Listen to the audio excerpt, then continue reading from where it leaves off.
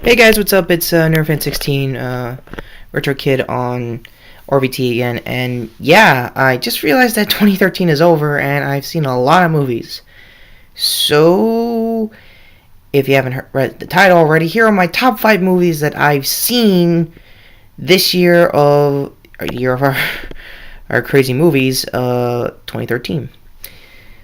Number 5, should be no surprise here, would be Iron Man 3. I still kind of like watching it only because of the fight scenes, and I know I praised it a lot, mostly because it was getting some negativity, and that's generally what you're going to see a lot with some of these movies. What hasn't been said that I said in my vlog? Well, the fact that I should pretty much get the elephant out of the room. Yes, Ben Kingsley was heavily underused in the movie, which now looking back, I probably should have addressed a little more for stuff like that. Maybe I'll probably get better at this as more movies come out this year. Fingers crossed, but that's neither here or there. But long story to this movie short is that I still like to see it again just to see if there's anything else redeemable other than the fight scenes and I guess Downey Jr. still being himself in this role, I guess. On to number 4. Elysium. This, After Earth, and Oblivion were pretty much the trinity of Earth is shit movies.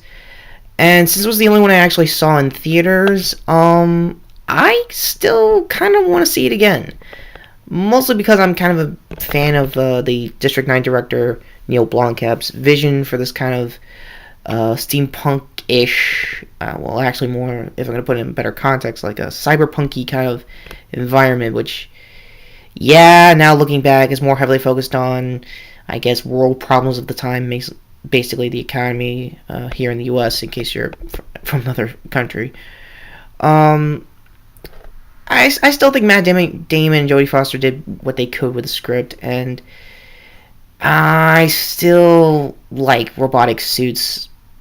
Then again, the RoboCop remake is gonna make me change that opinion almost immediately. Yeah.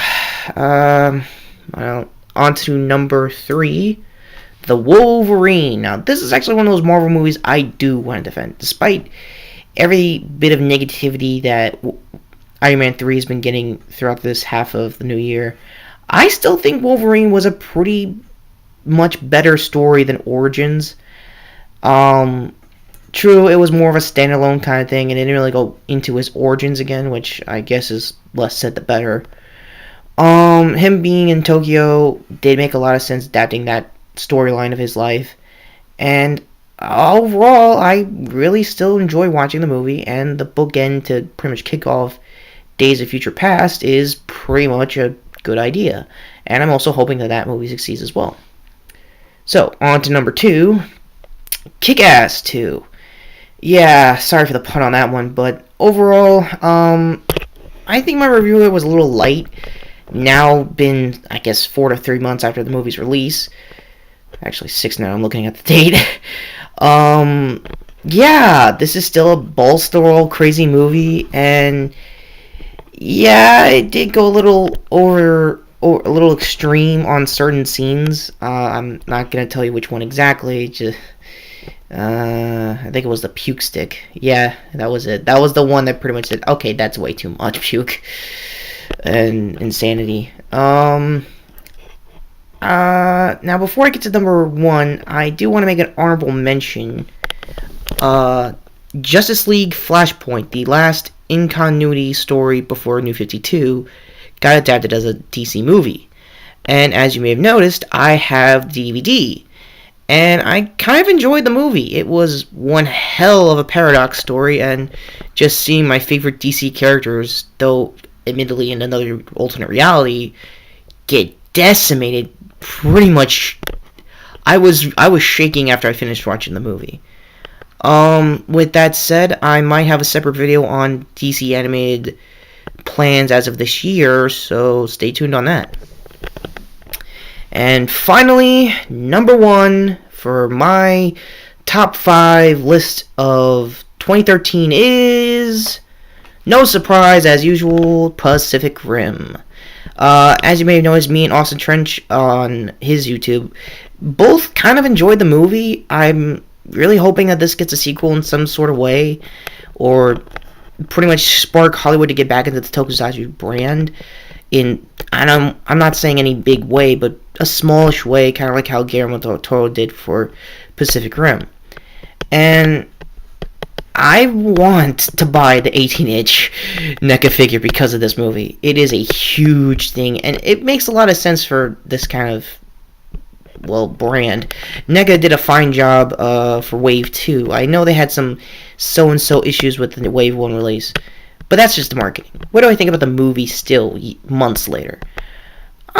I still think it's an enjoyable story. The action scenes are still pretty good. The kaiju on Jaeger fights are still top-notch. Probably the most iconic bits of the movie that I will still thoroughly enjoy to this day. And, yeah. This was my top 5 best movies of the year. Will I make a top 5 worst movies of this year? Maybe. Fingers crossed, like I said, about a lot of these plans. This is pretty new for me to do.